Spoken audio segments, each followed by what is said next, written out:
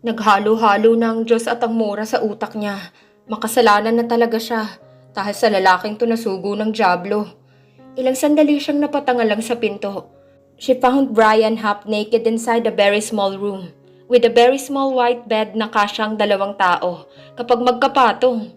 He removed his stuffed shirt and left his sleek black pants on.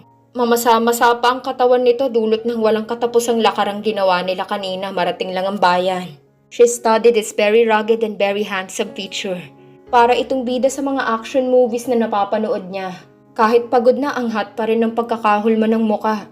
Dahan-dahang bumaba ang tingin niya sa leeg nito, pababa sa malapad na balikat at maskuladong tiyan. Sa mga oras na yon, naniniwala siyang totoong kapangyarihan ng goblet. Si Brian ay literal na luto ng impyerno. Nakakatakam, nakakasabik, nakakagutom, at nakakapanghina ng pagkababae. Ano pang tinatanga-tanga mo dyan? Pumasok ka na. And would you mind closing the door behind you, please? Sarkastiko ang tunog ng please nito. Pero okay lang, bawing-bawi naman ang mga mata niya sa sarap ng ulam na nakahain. Kulang na lang kanin. Pawi na ang gutom niya eh. Kinikilig niyang sinara ang pinto. Halos mag-hyperventilate siya sa isiping kasama niya sa isang cheap at masikip na motelang lalaking pantasya ng kanyang buhay. Kung tatamaan ka nga naman ng swerte. Diyos ko Lord, I cannot. Mauna ka ng maligo, tatawag lang ako sa bahay. Utos nito, wala sa loob siyang tumango. Habang abala ang utak sa mga imahinasyong nabubuo sa utak niya. Pagpasok niya sa CR, kaagad niyang winisikan ng malamig na tubig ang mukha niya. Pakiramdam niya na pailalim siya sa isang makapangyarihang spell kanina. Hindi siya dapat nagpapatukso sa demonyo. Ang luto ng demonyo ay talaga namang nakakatakam. Pero kung matino ang utak niya, dapat alam niyang hindi siya dapat magpaakit. Sapagkat ang pagkaing nakahain ay nakakalason. Tama, nakakalason ng mapupulang labing iyon. Nakakatunaw ang mga mata at nakakawala sa sarili. Kinalog niya ang utak niya tapos ay nagbabad sa malamig na shower para mahimasmasan. Ilang minuto pang nagdaan. Ready na ulit siyang humarap sa temptasyon. Ang tagal mo. Reklamo nito. Syempre, kailangan kong magkuskus ng mabuti. Kung saan-saan mo kaya ako pinatakbo kanina. Ang sakit pa ng paa ko oh. Sinundan nito ang tingin niya papunta sa paa niyang namamaga at halos tadtad ng mumunting sugat dulot ng sandals. Naalala niyang tinanggal ni Brian ang magkabilang heels noon nang tumakbo na sila sa gubat, pero hindi pa rin nakatulong. Bumuntong hininga ito. Made a brief phone call. Siya naman ay tinungo ng kama upang mahiga na doon. Saan ka pupunta? Magpapahinga, matutulog. Asik niya. Hindi tayo kasya dyan, sa baba ka. Kasya tayo kung papatong ka sa akin. Pabalyan niyang sagot. Nagsalubong ang kilay nito. Tila hindi nagustuhan ng joke niya. Huwag mong ubusin ang pasensya ko ha. Sa baba ka. Whatever. Nakatirik ang matang sagot niya. Bago niya marating ang kama at tuluyang makahiga, humaring si Brian. Hindi siya magpapatalo dito. Ginamit niyang kaalaman sa judo upang madapa ito. Pero hindi siya nagtagumpay. Kada tangka niyang suntukin ito nasasalag nito. Tinangkada niyang sipain ang likod ng tuhod nito upang mapaluhod. Nasalag pa rin nito. Kahit puro salagang ginawa ni Brian, nanakit pa rin ang katawan niya. Lalo na nang paikutin na naman ito ang braso niya papunta sa likod. Hindi na siya nakagalaw. Napakawalang modo mo talaga. Ako ang babae dito. Hindi ba't tama lang na ako sa kama? At ikaw sa sahig? Absent ka ba na nagturo ng good manners and right conduct sa school niyo?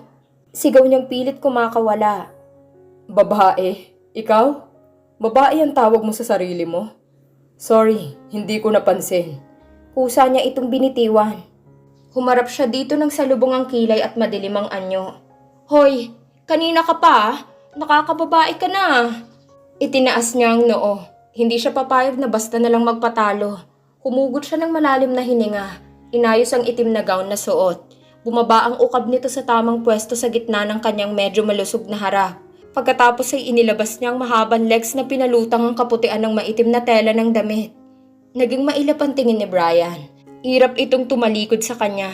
Kunwari may tatawagan. Pero alam niyang gusto lang nitong umiwas. She felt triumphant because of that. Hoy Brian, harapin mo ako ha. Huwag mo akong tatalikuran pag kinakausap kita. Nakailang ungot siya dito bago ito muling humarap sa kanya. Napikon na naman. Amanda Garcia. Listen, No matter how freaking nice and tempting you look in that dress, hindi ka pa rin babae sa paningin ko. Eh ano ako para sa'yo, hayop? Gulay? Kamatis? Okra? Mukha ba akong patola sa paningin mo? Sagad hanggang litid niyang singhal dito. Nakakapikon na eh. Irap ang isinagot nito. Ilang sandali pa'y may kumatok sa pinto at nag-abot ng ilang mga first aid supply.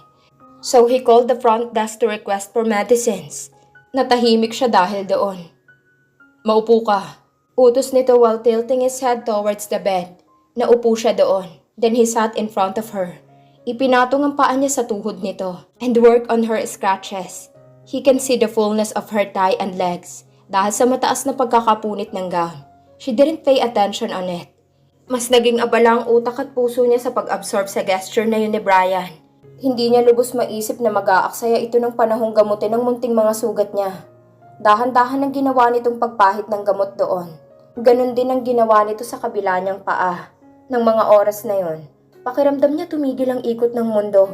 Wala siyang ginawa kundi pagmasdan ng masuyong mukha ni Brian habang hinihipan ng sugat niya bago lapatan ng band-aid upang hindi na kumirot. Tama ka, parang mas feel kong matulog na lang sa sahig, nasabi niya tapos ay sinamsamang extra comforter na naroon. Wag na, sa kama ka na lang, sagot nito. Tabi na lang tayo? Nakagat niya ang labi pagkasabi nun. Gusto niyang bawiin, siya pa talagang nagyaya. Malala na talagang tama niya sa utak. Napaghahalatang patay na patay siya dun sa tao. Hindi nga tayo kasya. Kahit patagilid? Giit niya. Joke lang na gusto niyang bawiin. Minsan lang to. Hindi na mauulit to. Bahala ka. Irap nito bago pumasok sa banyo. Halos magtatalon siya sa tuwa. Malandi na kung malandi.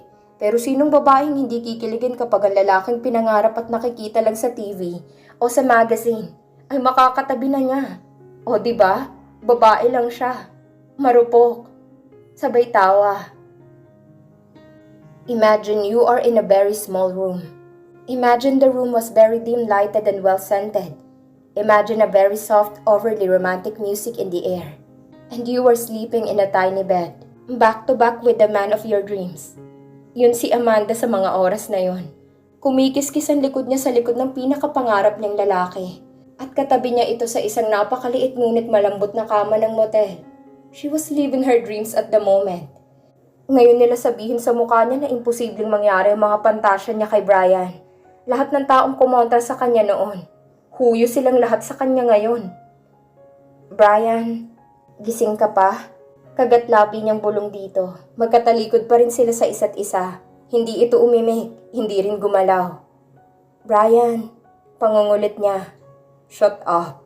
Sa wakas sagot nito, napasimangot siya. Sinadya niyang humarap dito. Hindi niya inaasahan na sa sobrang close nila sa isa't isa. Nadikit ang labi niya sa leeg nito. Napamulagat siya pero hindi inalis ang mga labi. She just tasted Brian's skin, his neck. His mouth-watering, very delicious neck. Sumingit sa nangangarap niyang utak ang isang kantang naririnig niya sa jeep. Ginalaw niyang mga labi niyang nakadikit sa leeg nito. Pumikit din siya. Dumilat lang siya nang gumalaw ang kamang hinihigaan. Senyales na humarap si Brian sa kanya. She found herself wide-eyed, helplessly staring straight to his deep, enchanting dark eyes. Magkalapat ang mga mukha nila. Her lips was inch away from his. Then he spoke. What are you doing, Amanda? Nalanghap niyang mabango nitong hininga. I didn't know that I was starving till I tasted you. Don't need no butterflies but you gave me the whole damn zoo. By the way, you do things to my body. I didn't know that I was starving till I tasted you.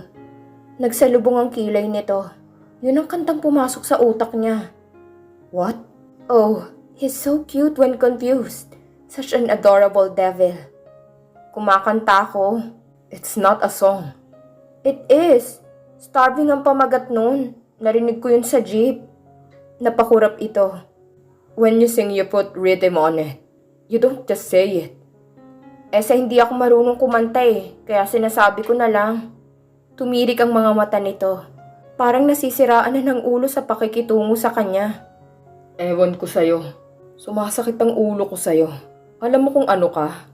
Isa kang malaking sumpa. Bakit kailangan makasama kita dito? Napalis ang matamis niyang ngiti at maganda niyang mood sa sinabi nito. Bakit? Kasi pinakidnap mo ko. Nananahimik ako sa lugar ko, dinaladala mo ko dito. Napabuntong hininga ito. Oo na, tumahimik ka na, matulog ka na lang. May tanong ako. Aniya. Ano? Kumunot ang noon nito.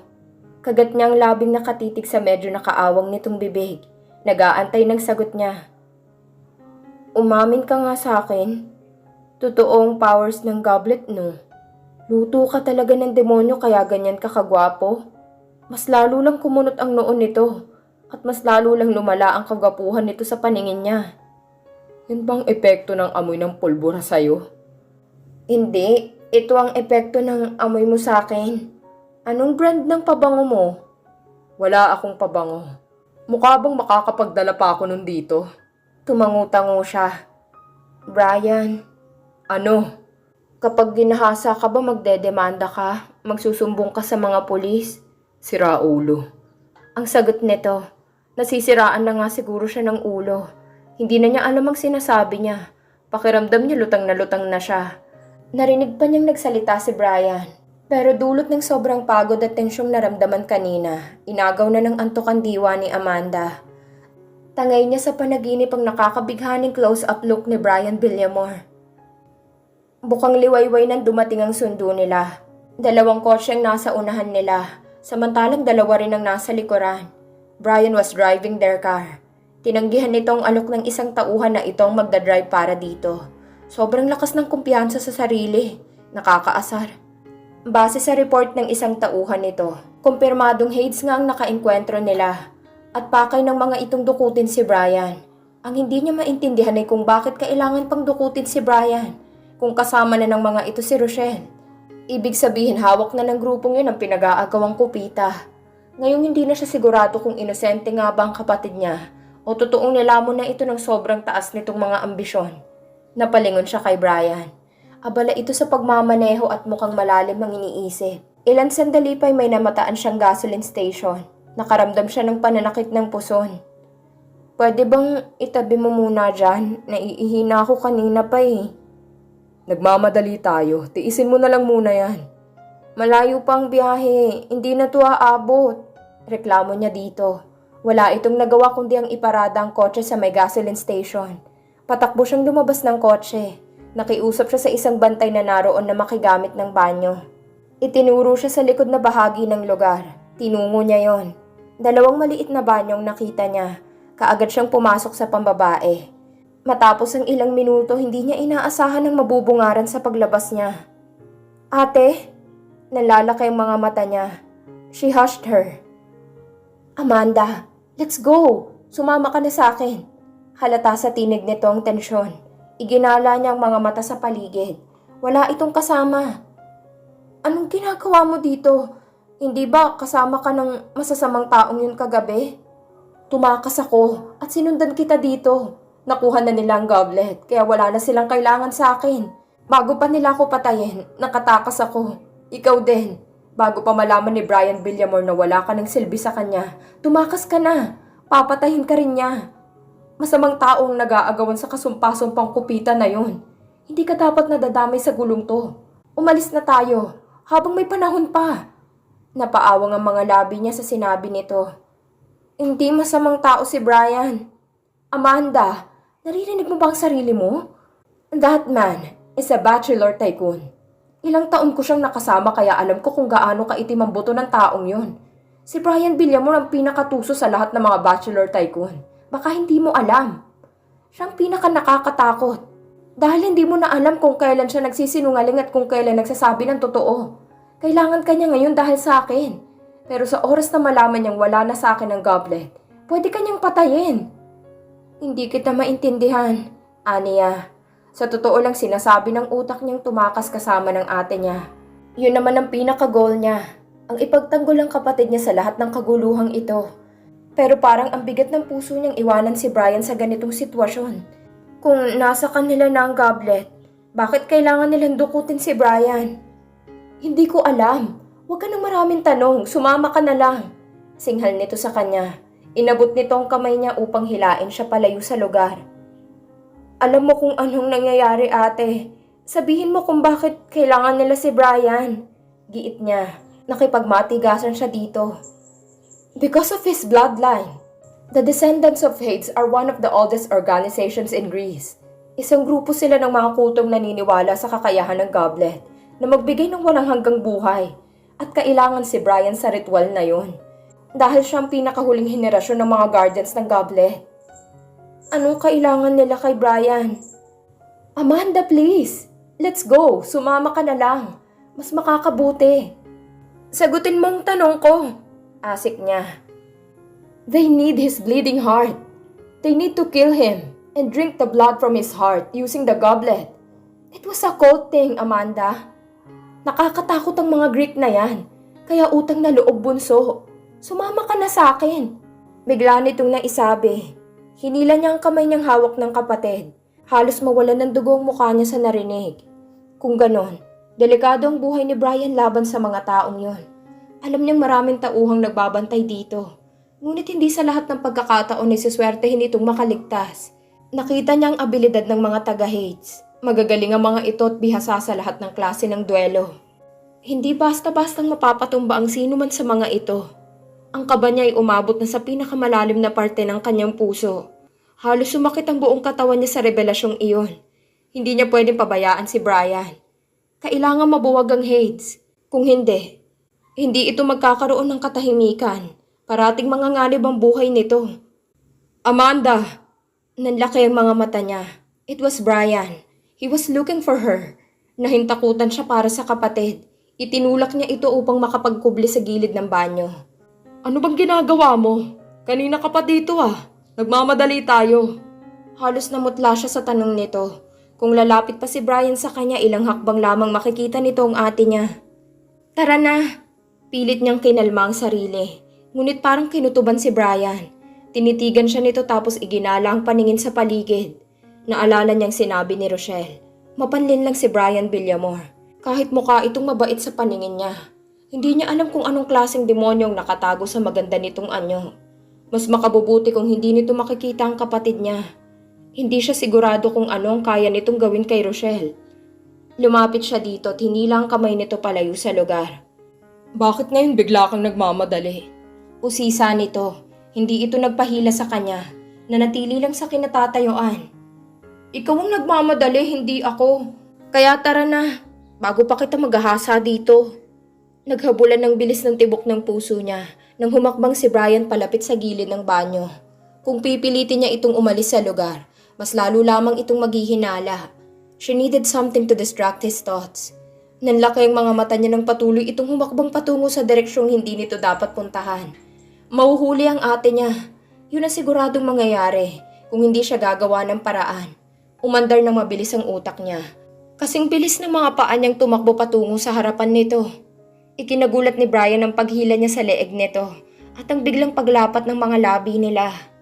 Hindi niya alam kung saan siya kumuha ng lakas para gawin ang bagay na yon. Ngunit kalaunan, wala siyang pinagsisihan. She was kissing the man of her dreams, her lips right next to his. He is warm and soft and very intoxicating. She could feel his breath on his face and it was like a touch of heaven. Ang mga labi nitong nakadikit sa mga labi niya ay nagdulot ng bulta-bultahing kuryenteng pumasok sa puso niya. Gusto niyang bawiin ang mga labi pero hindi niya magawa. Natukso pa siyang ipikit ang mga mata at namnamin ng sandali. Sana hindi na gumalaw ang oras. Sana walang katapusan ng sandaling yon. Pinikit ni Amanda ang mga mata para kumpirmahin sa sarili ang nararamdaman para sa lalaking ito. Sa ngayon isa lang ang sigurado. Hindi siya papayag na may masamang mangyari dito. Mamamatay na muna siya bago makuha ng Hades ang puso nito. Ang puso ni Brian ay para sa kanya lang. Walang pwedeng makialam nun. Haharapin kahit isang batalyon. Maprotektahan lamang iyon. Si Brian ang pumutol ng halik na yon. Sapagkat hindi kaya ng willpower ni Amanda na kalasin ang pagkakadikit ng mga labi niya dito. Hindi siya makapaniwala. Napakasimple lang naman ang halik na yon. Kung tutuusin, naglapat lang naman ang mga labi nila. Pero bakit pakiramdam niya na stroke siya? Hindi siya nakagalaw pagkatapos. Tapos parang pagod na pagod pa siya. Naghahabol siya ng hininga na parang tumakbo siya sa 100 kilometrong marathon. Yun bang karma ng pagnanakaw ng halik? Nakakaloka. Nakakasira ng ulo. Hindi na naman niya napigilang kutkutin ang kuko. Will you stop that? It's bothering me. Asik sa kanya ni Brian nang nasa kotse na sila. Nagbabiyahe pabalik sa mansyon. Alin ba? Hindi ka inaano dyan Kunway asar niyang gante. Pero nang natuon ng mga mata niya sa mga labi nito, napalunok siya. Biglang umangat ang kanyang temperatura. Kung hindi lang talaga kasalanan ng manggahasa, kanina pa niya pinersa ang lalaking ito. Hindi nail cutter yung bibig mo. Tigilan mong kakukutkot dyan sa kuko mo. Inirapan niya ito. Bakit kasi nangingialam? Sa ang init ng pakiramdam niya Tsura nito. Nahihiya ka sa ginawa mo? Biglang tanong nito. Aba, ikaw ang mahiya. Sa lahat ng ninakawan ng halik, ikaw lang ang hindi pumalag. Palusot niya. Pero namulang magkabila niyang pisngi, alam niya. Hindi siya sigurado kung dahil yun sa hiya o sa init na nararamdaman. Tinapunan siya ng masamang tingin ni Brian. Bakit ka naghahalik? Tanong nito. Ba't ang dami mong tanong? First kiss mo ba? Inosente ka pa ba? Ang arte mo Singhal niya dito. Alam na nga napapahiya na siya, kailangan pang ulit-ulitin sa mukha niya. Magmaneho ka na lang dyan. At saka, tip lang. Nasa susunod na halikan kita, pumalag ka naman. Umusok na ang tumbong ni Brian sa narinig. Ito naman ang nagsimulang mapikon sa mga pinagsasabi ni Amanda.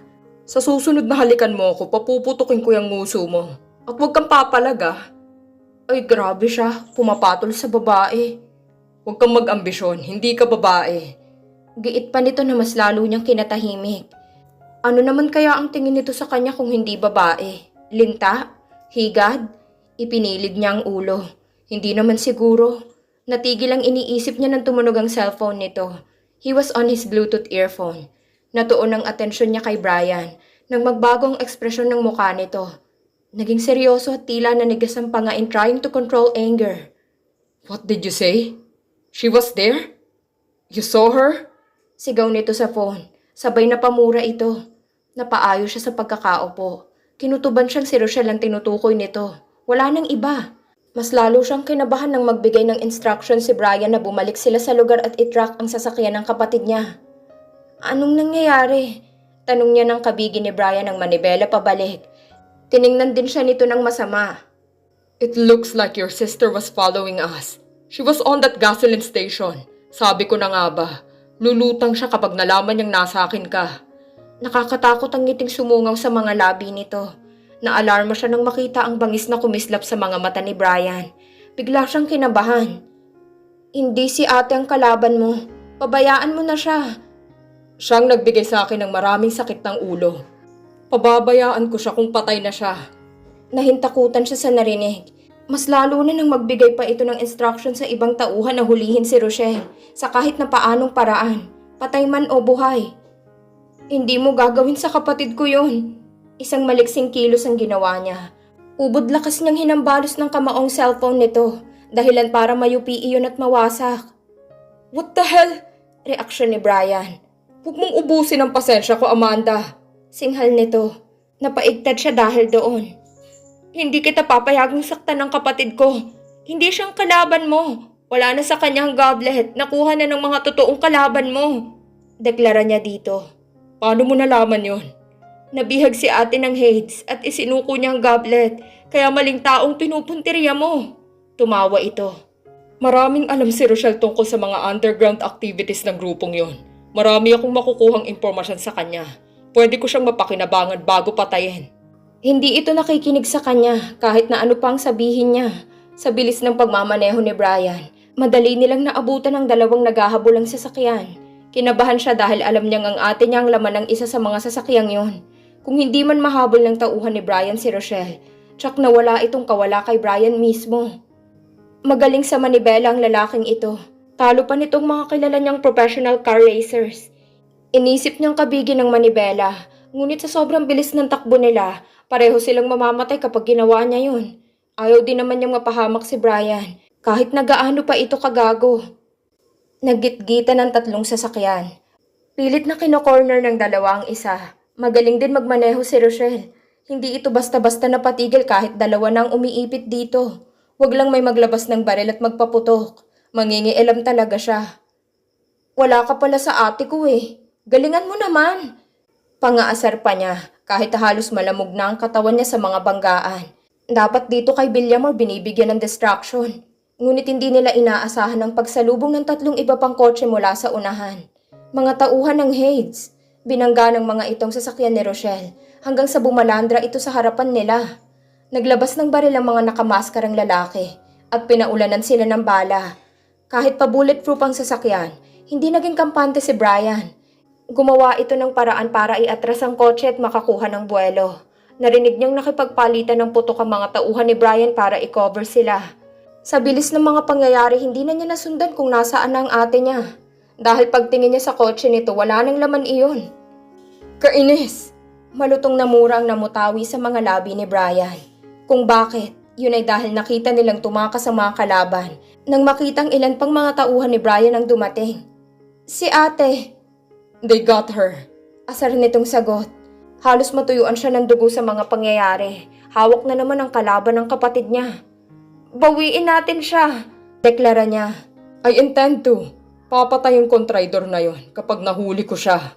Galit nitong sigaw sa mukha niya. Marahas nitong kinabig ang manibela, dahilan para aksidenteng mauntog ng malakas ang ulo niya sa matigas na bahagi ng kotse. Pinaharurot ni Brian ang sasakyan upang sundan ng mga tumakas. Sa nakikita niya wala itong balak na pabayaang tangayin ng kalaban si Rochelle. Nakasunod sa kanila ang lahat ng mga bodyguards nito.